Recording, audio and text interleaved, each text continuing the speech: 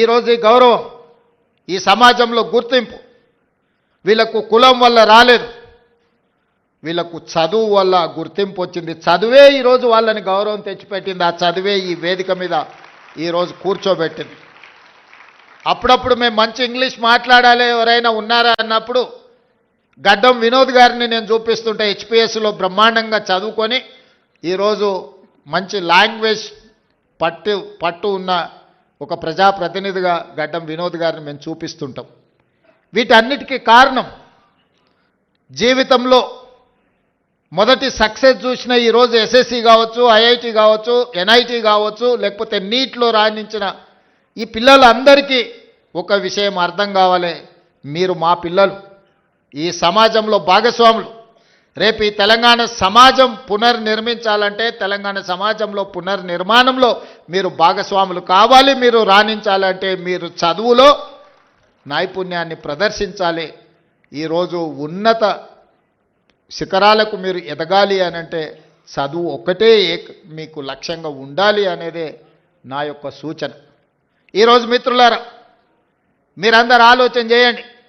SC, ST, BC, minority, EWS వర్గాలుగా ఈరోజు సమాజంలో ఉన్న ఎవరికి వాళ్ళకి వేరే వేరే రెసిడెన్షియల్ స్కూళ్ళు పెట్టడం వల్ల ఒక రకమైన ఆత్మ న్యూనత భావంలో మనం పెరగవలసిన పరిస్థితి వస్తుంది.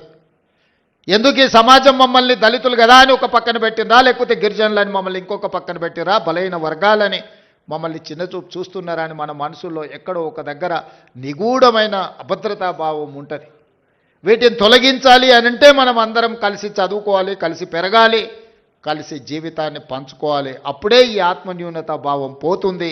ఈ సమాజ నిర్మాణంలో మీరు భాగస్వాములు అవుతారు అని ఆలోచన చేసి ఈరోజు రాష్ట్ర ప్రభుత్వం young India integrated residential schools అనే ఒక విధానాన్ని తీసుకొచ్చి ఈ దేశానికి ఆదర్శంగా ఉండే విధంగా 25 ఎకరాలలో ఒక కార్పొరేట్ కాలేజీలతో పోటీ పడే విధంగా ఈచ్ స్కూల్కి 200 కోట్ల రూపాయలు కేటాయించి ఈరోజు మీకు ఒక ఇంటర్నేషనల్ స్టాండర్డ్స్ ఎడ్యుకేషన్ని, not only infrastructure, educational qualification కూడా అక్కడ ఉండే క్వాలిటీ కూడా పెంచాలి అని ఒక లక్ష్యంతో ఈరోజు మేము పనిచేస్తున్నాం.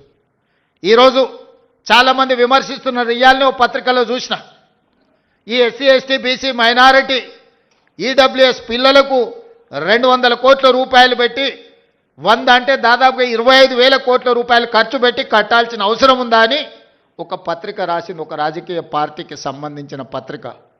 కరెక్టే మీ విధానంలో, ఎందుకంటే మీరు అధికారంలో ఉన్నప్పుడు బర్రెలు, గొర్రెలు, చేపలు, చెప్పులు కుట్టుకోండి అనే స్కీములు మీరు తీసుకొచ్చిండ్రు. ఆనాడు బడుగు బలైన దళిత గిరిజన మైనారిటీ వర్గాలు ఏం చేయాలంటే దళితులు చెప్పులు కుట్టుకోవాలి, బలహీన వర్గాలు చేపలు పట్టుకోవాలి, ట్రైబల్స్ పందులు పెంచుకోవాలని గత ప్రభుత్వంలో స్కీములు వచ్చినాయి. మీరు అందరూ చూడండి, గత 10 సంవత్సరాలలో ఏం చెప్పారు? బర్రెలు, గొర్రెలు ఇస్తాం, చేపలు ఇస్తాం, చెప్పులు కుట్టుకోండి, మీకు స్కీములు ఇస్తామని చెప్పిండ్రు తప్ప మీకు చదువు చెప్తాం, మీకు రాజ్యాధికారం ఇస్తాం, ఈ రాజ్యం నిర్మాణంలో మిమ్మల్ని భాగస్వాములను చేస్తామని చెప్పలేదు.